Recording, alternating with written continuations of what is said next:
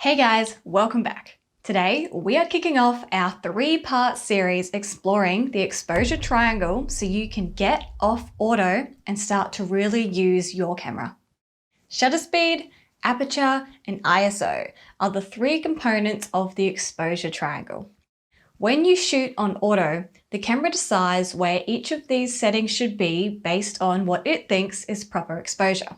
Each of these settings does control your camera's exposure, but they also all play a different role in how your footage looks, including motion blur, depth of field, and the amount of grain in your shot.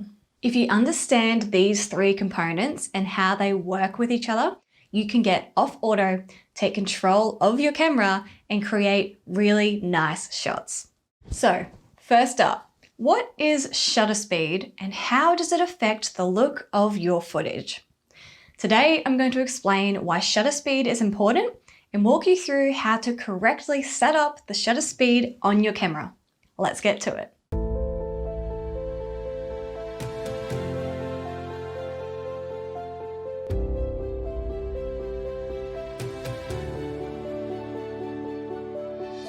Shutter speed controls how bright or dark your image is, and it also controls the amount of motion blur.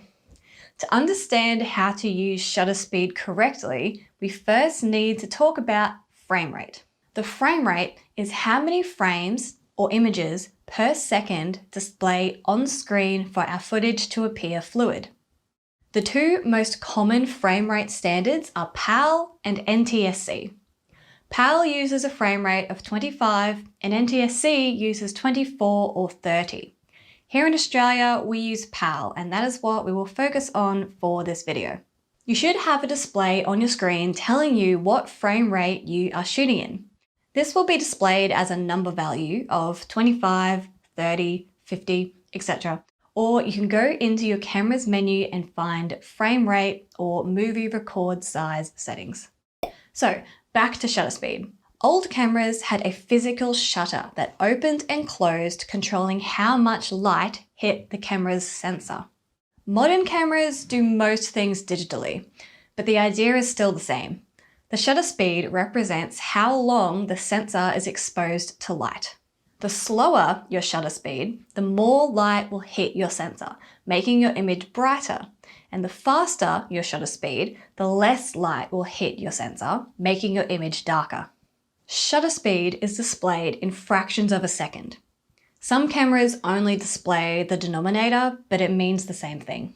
In your day-to-day filming, if that is interviews, vlogs, general content for your business, your shutter speed should always be double your frame rate. So if we're shooting in 25 frames per second, your shutter speed should be set to 1/50th. If you are shooting B-roll footage at a higher frame rate, say 50 frames per second, your shutter speed should be set to 1/100th. This creates enough motion blur for your images to look natural to the eye. Since the shutter speed controls how much light comes into the camera, a lot of people adjust this setting to achieve proper exposure when they are just starting out. It makes sense, if it's really bright outside, to dial the shutter speed right up and limit the amount of light coming in. Or in a really dark setting, to open the shutter as wide as possible to let more light in. However, incorrect shutter speed can cause your footage to look very unnatural. If your shutter speed is set too low, your images will have a ton of motion blur, and it will look very off-putting, unless you're shooting some sort of indie horror film. If your shutter speed is too high and you remove too much motion blur, your image will become very jittery. And it could look like a scene from a Hollywood action film, without all the car chases and explosions. If you want to experiment and create some quirky, stylized footage, adjusting your shutter speed to one extreme or the next is a way to do that. But for the majority of your filming, it's important to keep your shutter speed to double your frame rate to achieve natural looking footage. In the next video, we will look at the second component of the exposure triangle, which is aperture. If you enjoyed today's video, please give it a big thumbs up and leave any questions you have so I can answer them for you. Hit subscribe for more video tips and techniques. Have a stellar day, and I will see you in the next video.